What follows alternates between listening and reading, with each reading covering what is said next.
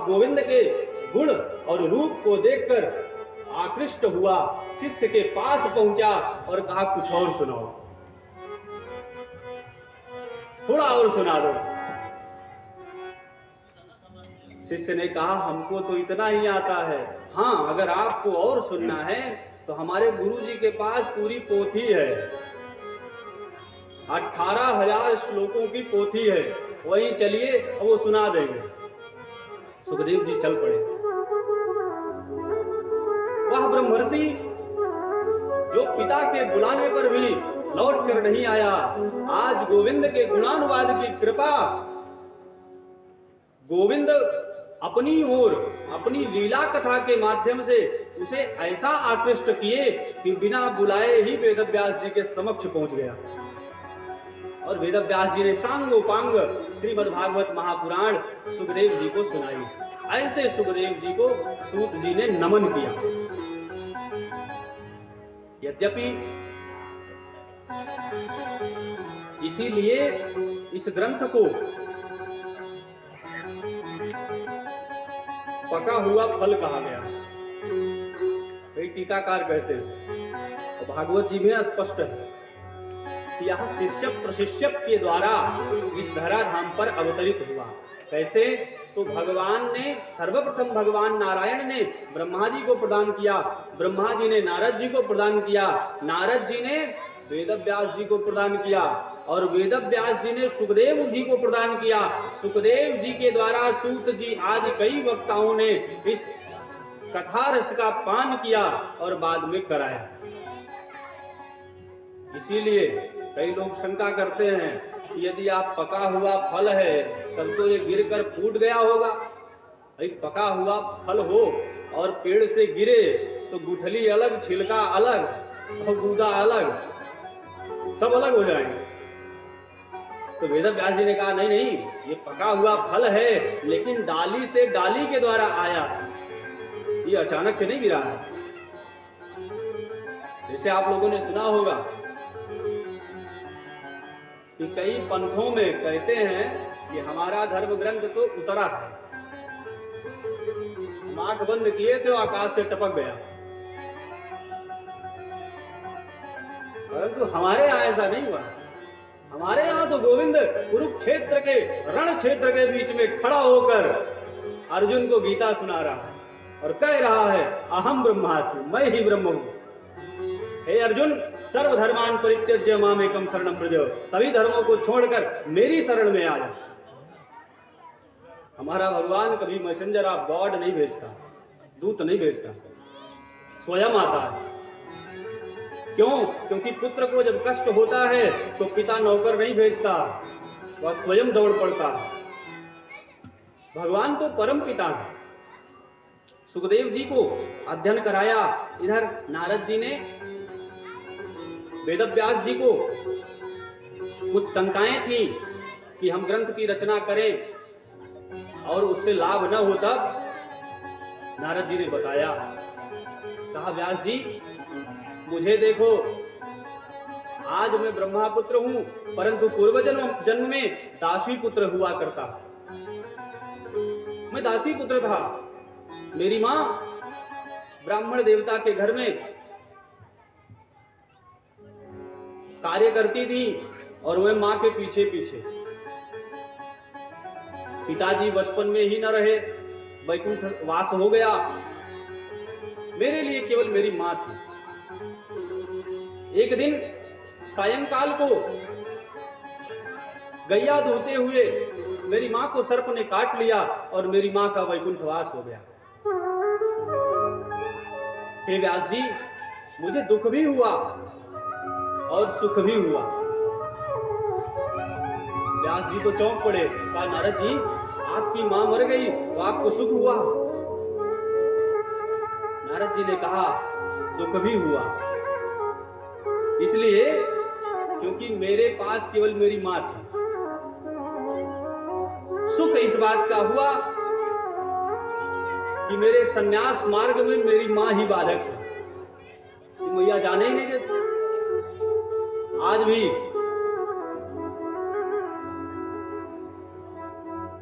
पुत्र चोर बन जाए डाकू बन जाए, लुटेरा बन जाए, परंतु बाबा न बन जाए। बाबा नहीं बनना चाहिए। अच्छा, हमने कई माताओं को देखा भी है, सुना है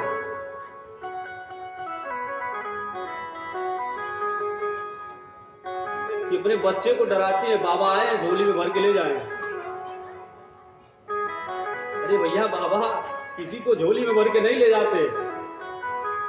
तो बचपन से वो बच्चा डर रहा है, इसलिए जब युवावस्था में आया तो वैसे ही बाबाओं से दूर हो गया। बंधुओं, सनातन धर्म के ये ध्वज रक्षक हैं, और इन्हीं से यदि आप दूर हो गए तो आप सनातन धर्म से दूर हो गए। यद्यपि ये माताओं का वात्सल्य है।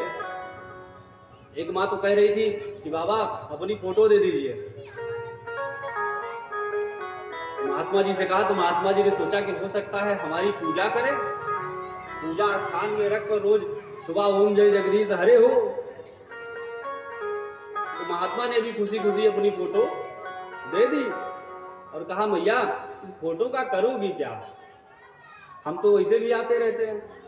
तो माता ने कहा बाबा और कोई बात नहीं है, मेरा बच्चा बड़ा शरारती है, तो आपको हमेशा रहेंगे नहीं, तो जब ये शरारत करेगा तो हम फोटो दिखा देंगे और कह देंगे कि बाबा आ जाएंगे और तुमको ले जाएंगे। अरे यहाँ तक तो ठीक है। कई माताएं कहती है कि बाबा आएंगे और तुमको खा जाएंगे। अरे भैया, बाबा फलाहारी होते हैं। सज्जनों, हमने कई पांडालों में देखा है कि वहां आयोजक मंडल लिख कर टांग देते हैं कि बच्चों को लाना मना है, क्योंकि बच्चे शोर करते हैं, कथा में विघ्न होता है। परंतु बंधुओं, बच्चों को तो अवश्य लाना चाहिए, क्योंकि जो बच्चा राम को नहीं जानता, जो कृष्ण को नहीं जानता, वो मानेगा भी नहीं, क्योंकि जाने बिनु न होई प्रतीति और बिनु प्रतीति होई नहीं प्रीति। हमारे बगल में कोई प्रभावशाली व्यक्ति बैठा हो, हम न जानते हैं, बैठे रहेंगे, और जब किसी ने बताया कि भैया ये तो इतने बड़े आदमी हैं, सो राम राम करने लगेंगे। क्यों? क्योंकि हम जानते ही नहीं थे। जब जान लिए तो प्रीति भई, बिना जाने प्रीति नहीं हो सकती।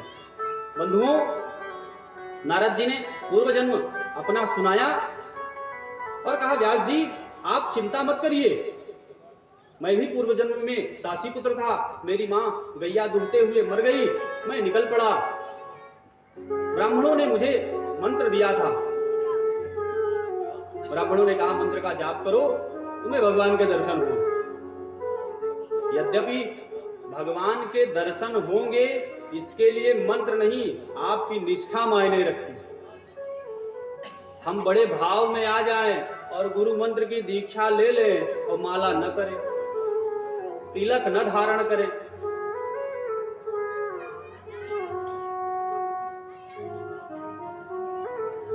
नियमों का पालन न करें, कदापि संभव नहीं है। भगवान का साक्षात्कार गुरु करवाता है, यह सत्य है, परंतु मार्ग पर शिष्य ही चलता है, गुरु नहीं चलता। गुरु बताता है किस मार्ग पर चलो, चलेगा नहीं। प्रेम से बोलिए जय श्री कृष्ण। जय श्री कृष्ण। वजनों, नारद जी ने अपना पूर्व जन्म बताया है। इधर पुराण अंतर्गत चूंकि समयाभाव है, 3 घंटे में भागवत जी की कथा, वो भी एक दिन की संपन्न करना, यह असंभव है। ऐसे ही जैसे एक सेठ जी थे और वो नया नया कुर्ता पजामा सिला कर लाए, पजामा थोड़ा बड़ा हो गया था, तो अपनी माता जी से कहा माता जी इसको एक बीता काट दो तो थोड़ा फिटिंग में आ जाए, सही हो जाए। तो मैया किसी कार्य में व्यस्त थी और मैया ने डांटते हुए कहा तुम्हारी पत्नी नहीं है, तुम्हारा कोई कार्य हो हम ही करें, तुम्हारा विवाह इसीलिए किए थे। तो सेठ जी ने सोचा सुनना पड़ेगा, सो खूंटी पर अपनी पत्नी के पास पहुंचे। पत्नी से कहा, पत्नी भोजन पका रही थी, पत्नी भी डांट पड़ी कि हम किसका किसका ध्यान रखें, तुम्हारा ध्यान रखें, तुम्हारे बच्चों का ध्यान रखें, तुम्हारे घर का ध्यान रखें। सेठ जी चल पड़े और द्वार पर उनकी बहन बैठी थी जो अभी अभी मायके से आई थी। सेठ जी ने सोचा किसी ने नहीं सुना तो बहन तो सुन ही लेंगे। बहन से कहा तो बहन ने कहा भैया ऐसा है कि हम 2 साल बाद तो लौटे हैं और आते ही आप काम बताना प्रारंभ कर दिए, तो अभी तो हमसे नहीं होगा।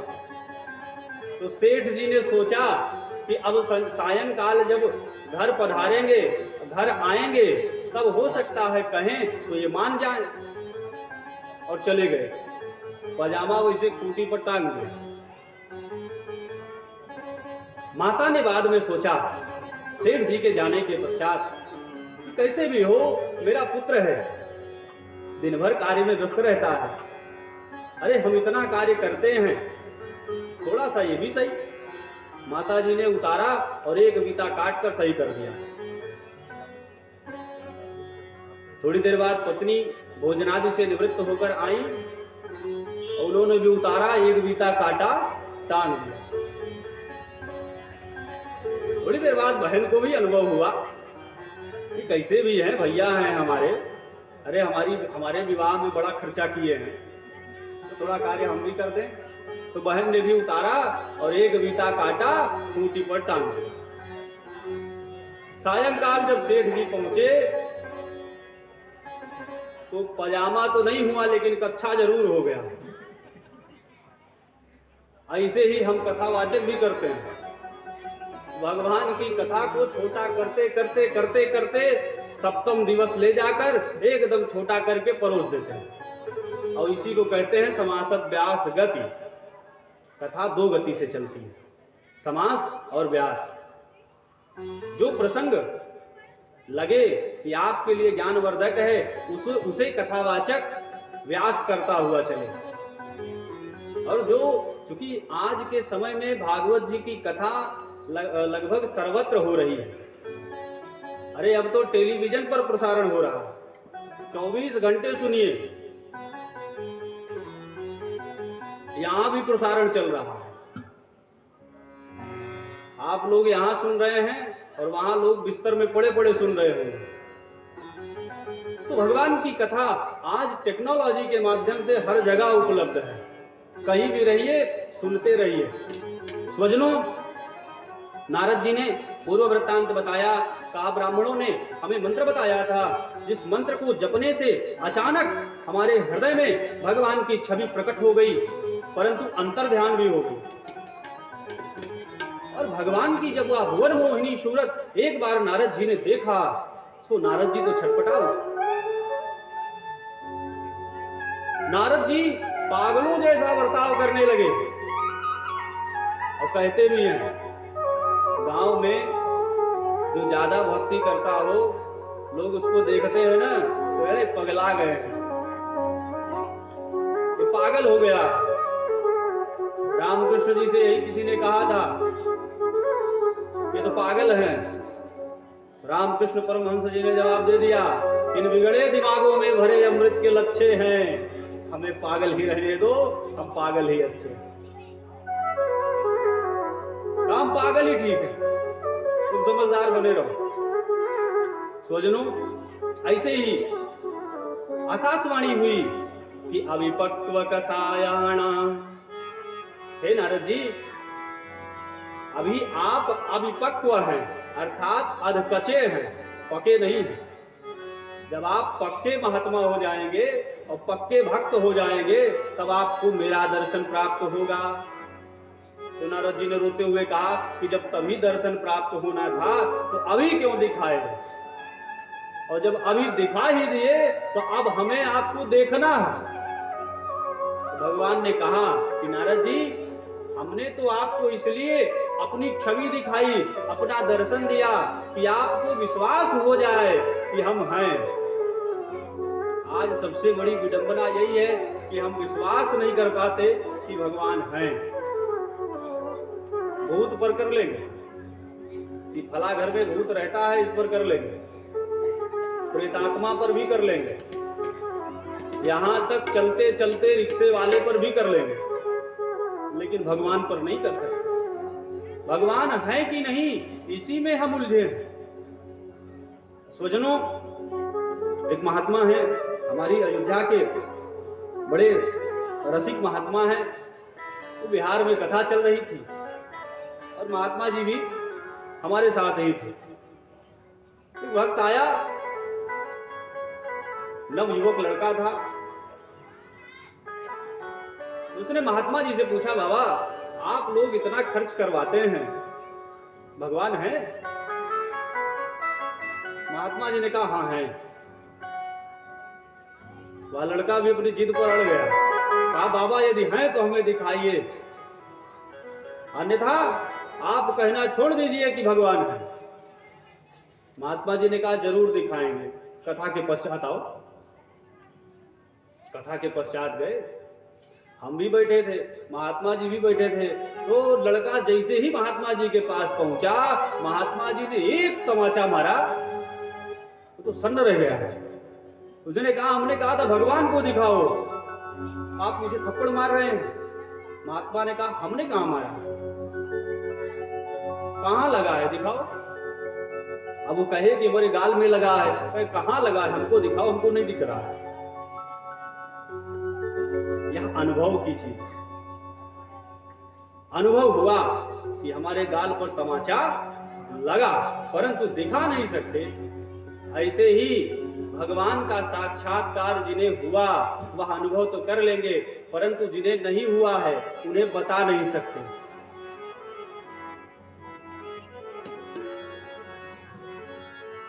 जिन्हें हो गया उन्हें बता नहीं सकते। सो जानई जही देहु जनाई, जो जान गया वो तो जान गया। जैसे जिसने कभी गुड़ न खाया हो, उसके सामने गुड़ का विश्लेषण करिए कि गुड़ गन्ने के रस से प्राप्त होता है। गुड़ को पहले बहुत पकाया जाता है, फिर बहुत मीठा लगता है, गुड़ से कई मिठाइयां भी बनती हैं। जो गुड़ खाया ही नहीं तो क्या जानेगा। जो प्रेम गली में आया नहीं तो प्रेम निभाना क्या जानेगा। ऐसे ही जिसने अनुभव ही नहीं किया वो क्या जानेगा। और जानत तुम्हें हो जाए, जो उसको जान लिया वो उसी का हो जाता है, फिर संसार का नहीं रहता। बंधुओं, प्रसंगानुसार नारद जी ने बताया कि व्यास जी, सृष्टि का प्रलय हुआ और इस बार मैं ब्रह्मा का पुत्र होकर उत्पन्न हुआ। भगवान का साक्षात्कार भी प्राप्त हुआ और यह सब संभव हुआ केवल सत्संग से। किसी को कुछ भी मिला है तो वह सत्संग से मिला है। संगत कर अच्छे लोगों की और दवा मिल जाएगी सभी रोगों की। संतों का संग यदि आपने कर लिया तो निश्चित कल्याण संभव है। एक बड़े परम प्रिय साधक हुए और वो गाते हैं कि संतन के संग लाग रे तेरी बिगड़ी बनेगी। संतन के संग लाग रे तेरी अच्छी बनेगी। संतन के संग लाग रे तेरी अच्छी बनेगी। अच्छी बनेगी तेरी किस्मत जगेगी। अच्छी बनेगी तेरी किस्मत जगेगी। तेरो बड़े भाग रे तेरी अच्छी बनेगी। संतन के संग लाग रे तेरी अच्छी बनेगी।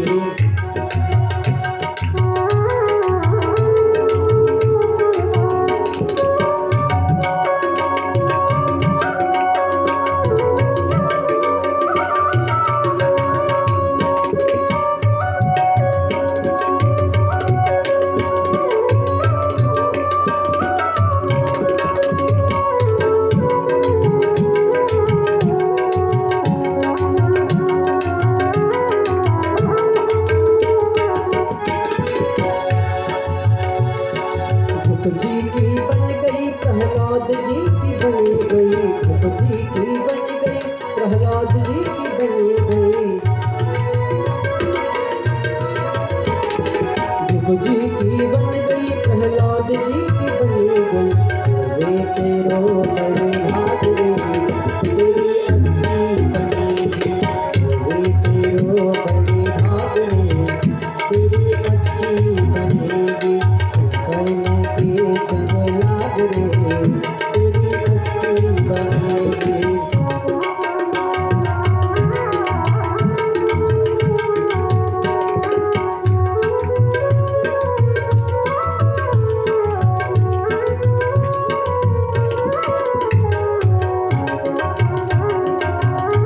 श्री हरि।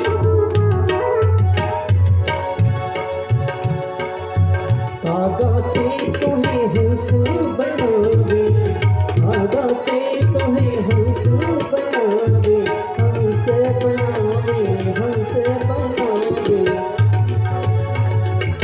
कागा से तुम्हें हंस बनावे, कागा से तुम्हें हंस बनावे, मिट जाए दिल के दाग रे, मिट जाए दिल के दाग रे तेरी अच्छी बनेगी, सपन के संग लाग रे तेरी अच्छी बनेगी।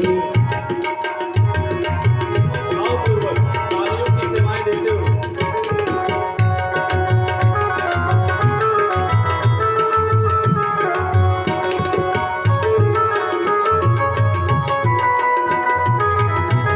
जय हो।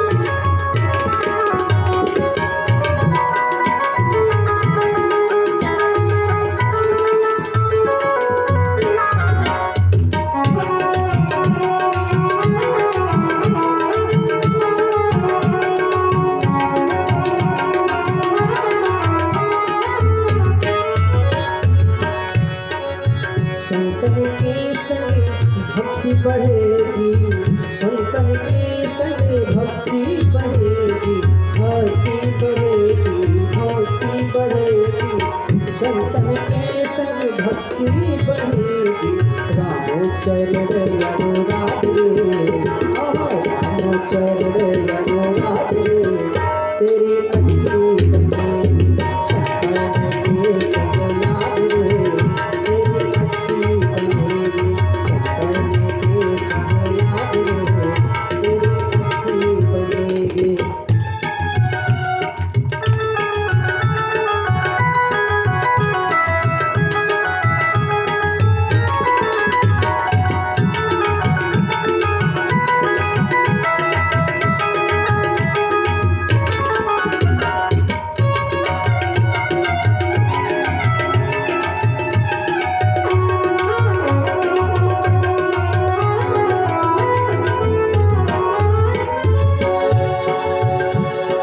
ध्रुव जी की बन गई प्रहलाद जी की बनी गई, ध्रुव जी की बन गई प्रहलाद जी की बनी गई, ध्रुव जी की बन गई प्रहलाद जी की बनी गई।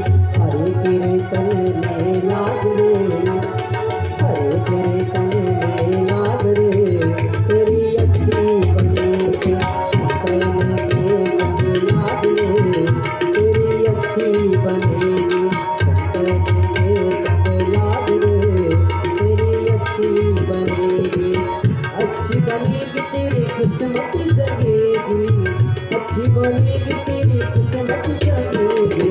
थोड़े तेरो बड़े भाग रे, थोड़े तेरो बड़े भाग रे तेरी अच्छी बनेगी, सपन के संग लाग रे तेरी अच्छी बनेगी, तेरी अच्छी बनेगी, तेरी अच्छी बनेगी।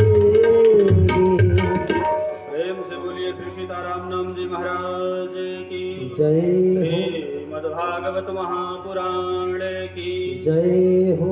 तो बंधुओं, जिसको जो भी प्राप्त हुआ वह सत्संग से प्राप्त हुआ, चाहे बाबा गोस्वामी जी को, चाहे वेदव्यास जी को, चाहे ब्रह्मा जी को, चाहे शौनक जी को, जिसको भी जो भी प्राप्त हुआ वह सत्संग के माध्यम